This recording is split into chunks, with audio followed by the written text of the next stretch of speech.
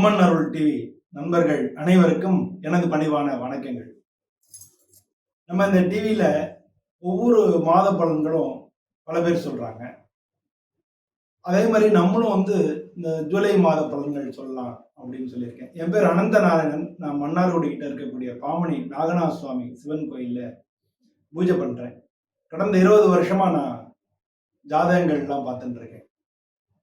அதுபடி இந்த ஜூலை மாதம் ஏன் மாத பலன்கள் அப்படின்னோம்னா, ஒவ்வொரு மாதமும் மற்ற கிரகங்கள், அதாவது வருஷ கிரகங்கள்னு சொல்லி ராகுகேது, சனி பெயர்ச்சி, ராகுகேது பெயர்ச்சி, குரு பெயர்ச்சி இதெல்லாம் நீங்க பலன்கள் பார்க்குறீங்க. ஆனா ஒவ்வொரு மாதமும் மற்ற கிரகங்கள், செவ்வாய் இருக்கு, சுக்கிரன் இருக்கு, சூரிய சந்திரன்கள் இருக்கு, இதனுடைய மாற்றங்கள் சின்ன சின்ன விஷயங்களை பாதிக்கிறது.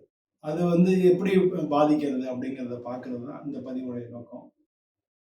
ஒவ்வொரு ராசிக்கும் தனித்தனியா நம்ம சொல்ல போறோம். வாங்க நம்ம இந்த வீடியோல போய் பார்க்கலாம். அன்புள்ளம் கொண்ட விருச்சிக ராசி அன்பர்களே, இந்த விருச்சிக ராசின்றது காலபுருஷ தத்துவத்துல 8வது வீடா இருக்கு. இந்த ராசிக்கு அதிபதி செவ்வாய். இந்த ராசியில இருக்கக்கூடிய நட்சத்திரங்கள் விசாகம் 4ஆம் பாதம், அனுஷ நட்சத்திரம், கேட்ட நட்சத்திரம், இதெல்லாம் இருக்கு. பொதுவா விருச்சிக ராசிக்கு இப்போ டைம் சரியா இல்லையோ அப்படின்னு நீங்க நினைக்கிற மாதிரி இருக்கும். எல்லா காரியங்களையும் காரிய தடைகள் இருக்கும், மனசுலையும் பிரச்சனைகள் இருக்கும், நீ நினைச்ச காரியம் நடக்கலையே அப்படின்ற ஒரு கவலைகள் இருந்துகிட்டே இருக்கும். எது எடுத்தாலும் தடங்களா இருக்கேன்றது இருக்கும், உடல்நிலை கோளாறுகள் இருக்கேன் இருக்கும். இதெல்லாம் உங்களுக்கு நடக்கக்கூடிய ஒரு காலகட்டமா இருக்கு. பொதுவாக அந்த விருச்சிக ராசி அன்பர்கள் நீங்க ஏன்னா இந்த ராசி செவ்வாயோட அதிபதின்றதுனால, பூமிக்காரகன்றதுனால ரியல் எஸ்டேட்டு, ப்ரொமோட்டர்ஸு அது மாதிரி இருக்கிறவங்க, அது மாதிரி அரசாங்கத்தில் வேலை பார்க்குறவங்க, அது மாதிரி இராணுவத்தில் வேலை பார்க்குறவங்க, போலீஸ் துறை, காவல்துறையில் வேலை பார்க்குறவங்க, இந்த மாதிரி எல்லாம் கூட, அது மாதிரி டாக்டர்ஸ், நிறைய பேர் டாக்டர்ஸ் இருக்கிறவங்க, அது மாதிரி இந்த விருச்சிக ராசியில் உள்ளவங்க ஒரு சில பேர் ரொம்ப ரேராக அட்வொகேட்ஸாக இருப்பாங்க. இந்த மாதிரி எல்லாம் இருக்கக்கூடியவங்க, இல்லை மற்றவங்களுக்கு ஆலோசனை சொல்லக்கூடிய விஷயங்கள் இருக்கிறவங்க, இதெல்லாம் இந்த ராசியில் இருக்கும். இந்த ராசி எல்லாத்துக்கும் தலைமை பொறுப்பு. ஒரு ஆஃபீஸில் இருந்தால் கூட அதனுடைய ஹெட்டாக வந்துடுவாங்க. அது மாதிரி தலைமை பொறுப்புகளை வர்றதுக்கான வாய்ப்புகள் மிக அதிகமாக இருக்குது. ஸோ இவங்களுக்கு இந்த ஜூலை மாதத்தில் உங்களுக்கு 5வது வீட்டில் இருக்கக்கூடிய சனி பகவான் வக்ரமடைகிறார். அதனால் இந்த மாதத்தில் பின்பகுதியில் உங்களுக்கு கொஞ்சம் உற்சாகமாக இருக்கும். முன்பகுதியில் உங்களுக்கு 5வது வீடுன்றது நமக்கு சப்கான்ஷியஸ். அதனால் மனசில் ஏதோ ஒரு இனம் புரியாத ஒரு கவலை இருக்கிறதாவே உங்களுக்கு ஒரு ஃபீலிங் இருந்துகிட்டே இருக்கும். உங்களுக்கு 6வது வீட்டில் அந்த அதிபதி சுக்கிரன் இருக்கிறதும் உங்களுக்கு எதிர்ப்புகள் எல்லாத்தையும் நீங்கள் சமாளிக்கிறதுக்கு உண்டான வாய்ப்புகள். சரி, 7வது வீட்டுக்கு அதிபதி சுக்கிரன் அந்த வீட்டில் இருக்கிறதுனால இந்த ராசியை சேர்ந்தவங்க ஒரு சில பேருக்கு திருமண வாய்ப்புகள் இந்த மாதம் வரதுக்கான சான்சஸ் மிக அதிகமாக இருக்கு. விருச்சிக ராசி அன்பர்களுக்கு திருமணம் நடக்கும், லட்னா நிச்சயதார்த்தம் ஆகும், லட்னா பொண்ணு பார்க்குற விஷயங்கள் பாசிட்டிவான ரிசல்ட்ஸ் கிடைக்கும், இதெல்லாம் நடக்கும். ஆனாலும் குடும்பஸ்தானாதிபதி குரு பகவான் அவர் இருக்காரு, அவர் குடும்பஸ்தானத்தை பார்க்குறாருன்றதையும் நீங்கள் இது பண்ணணும். அவர் 8ல் மறைஞ்சிட்டாருன்னு பார்க்கக்கூடாது. அவர் அவருடைய பார்வை உங்களுக்கு 2வது வீட்டுக்கு விழறது. உங்களுடைய 2வது வீடுன்றது குடும்பஸ்தானம், அதுக்கு விழறது. அதனால அதெல்லாமும் உங்களுக்கு, அதனால திருமண காரியங்கள் எல்லாமே உங்களுக்கு சக்ஸஸ் ஆகும். அது மாதிரி வீட்டில் குடும்பத்தில் இருக்கக்கூடிய வாக்குவாதங்கள், பிரச்சனைகள் இதெல்லாமும் உங்களுக்கு கொஞ்சம் தீர்றதுக்கான வாய்ப்புகள் தான் அதிகமாக இருக்குது. இந்த மாதத்தில் உங்களுக்கு குடும்பத்தில் பிரச்சனைகள் இல்லை அப்படின்னு தான் சொல்லணும். ஆனால் அப்பப்போ சின்ன சின்ன வாக்குவாதங்கள் வரலாம். ஏன்னா உங்கள் ராசியாதிபதி கேதுவோடு சேர்ந்துருக்கிறதுனால திடீர்னு பிரச்சனைகள் வரலாம், இல்லை பிரச்சனைகள் வருமோ அப்படின்ற சந்தேகங்கள் இருக்கலாம், அது மாதிரி பயம் ஏற்படலாம். இதெல்லாம் ஏற்படுறதுக்கு செவ்வாய் கேதுவோடு சேர்ந்துருக்கிறது ஒரு காரணம். அதுவும் இந்த மாத கடைசியில் மாறிடுறாருன்றதை நீங்கள் புரிஞ்சுக்கணும். உங்களுக்கு இந்த மாதத்தோட கடைசியில் சுக்கிரன் 8வது வருடத்துக்கு போயிடுறதுனால பல பேருக்கு திருமண வாய்ப்புகள் இந்த மாத கடைசியில் ஆயிடுச்சுன்னா தள்ளி போகும். திருமண வாய்ப்புகள் தள்ளி போகிறதுக்கான வாய்ப்புகள் தான் அதிகமாக இருக்கு. உங்களுக்கு புதன் உங்களுக்கு 8வது வீட்டுக்கும் 11வது வீட்டுக்கும் அதிபதியாக இருக்கக்கூடிய புதன் உங்களுக்கு 9வது வீட்டில் இருக்கார். அவர் வக்ரம் அடைகிறார். அவர் 18ஆம் தேதி வக்ரம் அடைகிறார். அதே வீட்டுக்கு தான் உங்களுக்கு 9வது வீட்டுக்கு சூரியனும் வரார். ஸோ இந்த மாதத்தோட பின்பகுதி உங்களுக்கு நல்லா இருக்குது அப்படின்னு தான் சொல்லணும். முன்பகுதியை காட்டிலும் பின்பகுதி உங்களுக்கு நல்லா இருக்குது. ஸோ பின்பகுதியில் உங்களுக்கு பல விஷயங்களில் கோர்ட்டு கேஸ் மாதிரியான விஷயங்கள் கூட வெற்றி கிடைக்கும்.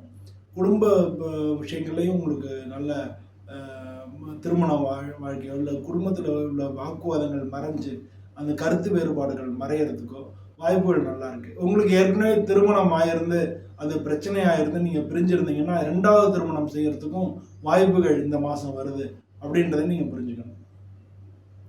உடல்நிலையை பொறுத்தளவில் உங்களுக்கு நல்லா தான் இருக்கும். ஏன்னா உங்களுக்கு சுக்கிரனுடைய பார்வை இருக்கு. ஆனால் உங்களோட ராசியாதிபதி கேதுவோட இருக்கிறதுனால சின்ன பிரச்சனைகள் இருந்தாலும் தலை பிரச்சனை, தலைப்பில் ஏதாவது பிரச்சனையோ, நெஞ்சில் வந்து கேஸ்னால வலிக்கும், உடனே நெஞ்சு வலி பிரச்சனையோ, இல்லை வயிற்று வலி, வயிற்றில் ஏதாவது கோளாறு இருக்குமோ அப்படின்னு இந்த மாதிரி வந்து உங்களுக்கு சந்தேகங்கள் வந்து உடல்நிலை பொறுத்தளவில் இருக்கும். பயந்துக்குவீங்க. ஆனால் அப்படிலாம் ஒன்றும் இல்லை. டாக்டர்கிட்ட காமிச்சிங்கன்னா சரியாயிடும். அப்படி டாக்டர் தான் சொன்னா கூட இன்னொரு டாக்டர்கிட்ட காமிங்க, செகண்ட் ஒப்பீனியன் வாங்க. அவங்களுக்கு எல்லாமே நல்லபடியாக மாறிடும். அது மட்டும் இல்லாமல் ஒரு ராசியாதிபதி கேதுவிலேருந்து விலகி இந்த மாதம் கடைசியில் அவர் வந்துடுறார். அதனால் உங்களுக்கு வந்து எந்த விதத்துலையும் பிரச்சனைகள் இருக்காது. இது மாதிரி பண்ணிட்டீங்கனாலே இந்த மாதம் உங்களுக்கு நல்ல மாதமாக இருக்கும். பொதுவாக வந்து உங்கள் ராசிக்கு அதிபதி வந்து செவ்வாய் அப்படின்றதுனால வள்ளி தெய்வானையோட கூடிய சுப்பிரமணியரை நீங்கள் வணங்கணும். இது வந்து ஒவ்வொரு சிவன் கோயில்லையும் இருக்கும். சுப்பிரமணியர் அப்படின்னா சூனா மங்களம், மன்னியர்னா தருபவர், சுப்பிரமணியன் மங்களங்களை தருபவர்னு அர்த்தம். ஸோ அவரை வணங்கினாலே உங்களுக்கு மங்களகரமான காரியங்கள் எல்லாமே சீக்கிரமாக நடக்கும். உங்களுக்கு பொதுவாக நிலம் சம்மந்தமான லாபங்கள் கிடைக்கிறதுக்கு இருக்குது. அது மாதிரியான விஷயங்கள் எல்லாமே நடக்கும். சுப காரியங்கள் எல்லாமே நடக்கிறதுக்கான இருக்குது. அதுவும் எல்லாமே வந்து தடங்கள் இல்லாமல் நடக்கும். அதனால் நீங்கள் வள்ளி தெய்வானையோட கூடிய சுப்பிரமணியரை வணங்குறது இந்த மாதத்தை பொறுத்தவரை உங்களுக்கு சிறந்தவர்களே. இந்த பதிவில் வந்து நம்ம சொல்றக்கூடிய விஷயங்கள் எல்லாமே ஒவ்வொரு ராசிக்கும் பொதுவான விஷயங்கள். உங்களுடைய ஜாதகத்துல தசா புத்திகளை பொறுத்து இது மாற்றமாகலாம். ஏன்னா வந்து இப்போ சின்ன பையன் இருப்போம், ஒரு ராசியிலேயே வந்து சின்ன பையன் இருப்பாங்க, நடுத்தர வயசுல இருப்பாங்க, வயசானவங்க இருப்பாங்க. ஒவ்வொருத்தருக்கும் ஒவ்வொரு தசா புத்திகள் நடக்கும். ஸோ அந்த தசா புத்திகளுக்கு தகுந்த மாதிரியும் இந்த கோச்சார பலன்கள் சொல்லக்கூடிய இந்த மாத பலன்களையும் வச்சுக்கும் பொழுது உங்களுக்கு கரெக்டாக வரும். இப்போ நம்ம உதாரணத்துக்கு ஒருத்தர் டிரான்ஸ்ஃபர் ஆகிறாருன்னு சொன்னோம்னா ஒரு சின்ன பையன் ஸ்கூல் மாறலாம், இல்லை ஸ்கூலில் போய் இன்னும் சின்ன குழந்தை ஸ்கூலில் சேர்க்கலாம், இல்லை கிளாஸில் ஏதாச்சும் மாற்றங்கள் வரலாம். நடுத்தர வயசில் உள்ளவங்களுக்கு வந்து வேலை மாற்றங்கள், உத்தியோக மாற்றங்கள், இடமாற்றங்கள் ஏற்படலாம். படிச்சுட்டு இருக்கிறவங்களுக்கு வேலை கிடைக்கலாம். ஸோ இந்த மாதிரி சின்ன சின்ன மாற்றங்கள் வந்து அவங்களுடைய ஜாதகத்துக்கு தகுந்த மாதிரி மாறும். ஸோ அதை நீங்கள் உங்களுடைய பக்கத்தில் வந்து உங்களுக்கு குடும்ப ஜோதிடரோ இல்லை தெரிஞ்ச ஜோதிடரோ வந்து அவங்கள்ட்ட கொண்டு போய் கொடுத்து நீங்கள் பார்த்துங்க. அப்படி யாரும் இல்லாத பட்சத்தில் இந்த கீழேயே வந்து என்னுடைய நம்பர் இருக்கும். என்னுடைய நம்பருக்கு நீங்கள் தொடர்பு கொள்ளலாம். நம்ம உங்களுடைய ஜாதகத்தை அலசி உங்களுக்கு என்ன கேள்விகளோ அதை பார்க்கலாம். எப்போ பார்த்தாலும் நம்ம ஜாதகத்தை எடுத்துகிட்டு போகணும்னு அவசியம் இல்லை. முக்கியமான காரியங்கள், அதாவது படிப்பு, வேலை, கல்யாணம், குழந்தை பிறப்பு, இந்த மாதிரி ஒரு வீடு கட்டுறது, ஒரு வண்டி வாங்குறது, இந்த மாதிரி முக்கியமான விஷயங்களுக்கு வந்து நீங்கள் ஜாதகம் பார்த்துக்கிறது நல்லது.